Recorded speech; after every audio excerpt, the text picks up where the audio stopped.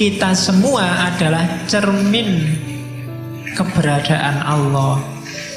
Dulu sering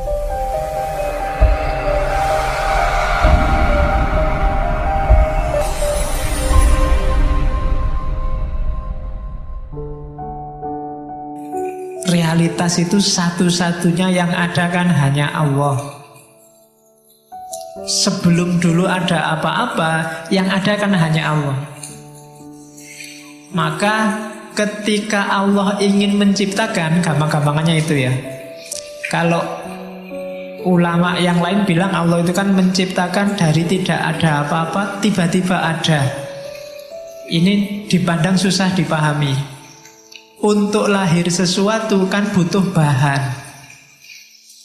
Manusia aja disebut dari tanah, nanti malaikat dari cahaya, setan dari api, itu kan namanya ada bahan. Cuma dulu ketika belum ada apa-apa, wong apa-apanya belum ada, yang ada cuma Allah. Bahannya apa? Ya bahannya tidak lain, ya Allah sendiri. Kok nggak ada apa-apa? Kalau bahannya di luar Allah, berarti ada sesuatu selain Allah. Bahannya ya Allah itu. Itu kalau pakai bahasa kasar bahan ya. Disitulah nanti muncul ide emanasi, melimpah dari dirinya Allah. Karena memang tidak ada apa-apa selain Allah. Berarti satu-satunya jalan untuk lahir sesuatu di luar Allah, sumbernya harus Allah juga. Jadi wujud yang sejati itu hanya Allah. Ketika muncul wujud lain, itu pasti pecahan, dalam tanda petik ya, pecahan dari Allah. Yang hakikatnya ya Allah sendiri. Kalau gelas ini tak pecah-pecah, tak cuil-cuil, hakikatnya kan ya gelas yang pecah dan cuil itu tadi. Ya gambaran kasarnya begitu. Untuk teman-teman paham emanasi. Sejak kemarin kan kamu bingung, iya ya emanasi itu kok Allah melimpah memancar. Ya karena memang tidak mungkin ada penciptaan dengan bahan. Pasti munculnya ya dari Allah sendiri. Nah, dari situ mungkin muncul, kenapa kok melimpah bahasanya? Kenapa kalau Farabi, Ibnu Sina dan kawan-kawan kan pakai istilah melimpah dari diri Allah? Ya karena memang tidak bersifat. Kenapa kok tidak Allah menciptakan saja tidak ada apa-apa terus tiba-tiba ada? Itu susah dipahami. Jadi ya melimpah dari dirinya Allah, keluar dari dirinya Allah. Oke, jadi wahdatul wujud, satu-satunya wujud yang ada hanya Allah. Dan nanti dari situ melimpah. Lahirlah manusia termasuk alam semesta. Dan limpahan pertama, lelehan pertama, itulah nanti yang dikenal sebagai hakikat Muhammadiyah. Tidak ada hubungannya sama NU atau sama ya. Ya, nanti Muhammadiyah kamu protes, mbok diganti wae Pak hakikat NU. Ini bukan Muhammadiyah itu. Kadang orang menyebutnya Nur Muhammad. Kalau analoginya matahari, cahaya pertama yang melimpah dari matahari, yang paling dekat dari matahari, itulah Nur Muhammad. Itulah hakikat Muhammadiyah. Saya tidak tahu alasannya apa Ibnu Arabi termasuk Al-Hallaj pakai istilah Nur Muhammad. Mungkin dari premis bahwa makhluk di alam semesta ini yang jadi masterpiece-nya Allah adalah manusia. Dan di kalangan manusia yang paling dicintai oleh Allah adalah Muhammad. Berarti Muhammad itu paling dekat di hatinya Allah. Maka pancaran pertama yang paling bercahaya oleh para sufi disebut Nur Muhammad, hakikat Muhammadiyah. Kenapa kok nggak disebut Nur Adam apa Nur Isa? Mungkin logikanya karena ya beliau yang paling dicintai oleh Allah, paling dekat sama Allah. Makanya kan ada hadis, laulaka ya Muhammad, seandainya bukan karena engkau wahai Muhammad, tidak akan aku ciptakan langit dan bumi.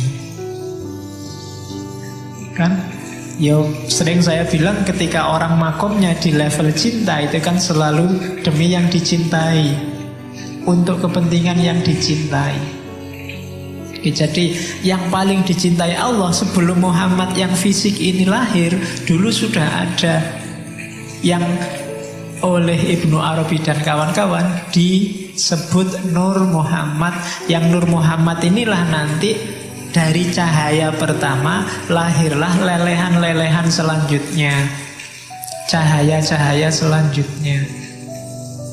Sumbernya ya dari cahaya yang, kalau ini matahari terang, yang paling dekat dari matahari yang disebut Nur Muhammad ini kan terang yang kedua. Sumbernya langsung matahari. Tapi terang yang ketiga, sumbernya ya terang yang kedua ini tadi. Nanti terang yang keempat, sumbernya terang yang ketiga. Terang yang kelima, sumbernya terang yang keempat, dan seterusnya. Jadi benchmark paling utama, yang paling dekat, paling mirip dengan Allah itu Nur Muhammad.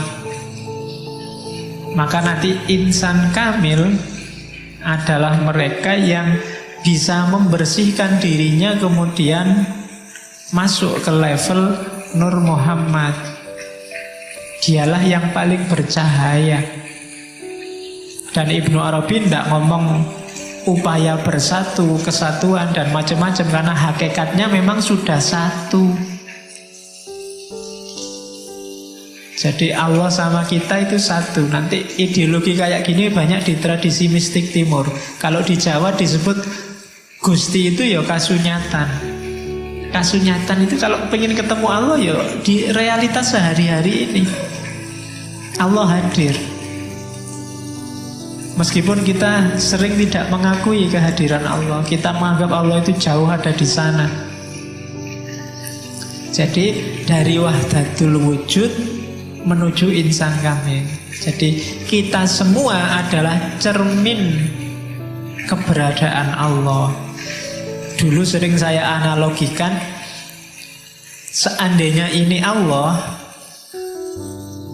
masjid ini isinya kaca semua. Kenapa makhluk itu bayangannya Allah? Maksudnya apa? Makhluk itu gambar yang ada di kaca. Alam semesta itu kayak gambar yang ada di kaca di sekeliling kita ini. Mungkin yang kaca sebelah sana gambarnya punggung, kaca yang sebelah kiri gambarnya pundak, sebelah kanan gambarnya pundak. Itulah alam semesta. Kalau yang sana gerak, itu kan yang gerak bukan sana tapi sini. Jadi yang sana itu cuma gambarnya, sifatnya ilusi, dia tidak benar-benar ada. Yang benar ada ini. Jadi gambar di cermin itu bukan barang yang sebenarnya, dia cuma refleksi dari barang yang sejati, termasuk dirimu. Kecuali kamu menghindar dari cahaya, kamu sendiri yang menjauh dari cahaya.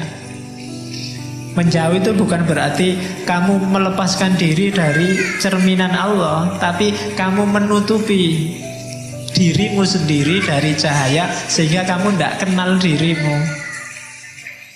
Yang rugi ya kamu sendiri. Ya sama kayak kita bagian dari alam semesta. Kita ini mikrokosmos. Alam semesta makrokosmos. Maka apapun yang terjadi dengan makrokosmos akan berpengaruh pada mikrokosmos. Kalau alam cedera, yang sakit kita. Kalau hutan kamu tebangi, yang merasakan banjir bukan hutan dan gunungnya tapi manusia. Kalau ozonnya robek, bumi ini panas, yang kepanasan kan juga kita. Jadi alam dan kita itu saling bercermin. Kita adalah tajallinya Allah.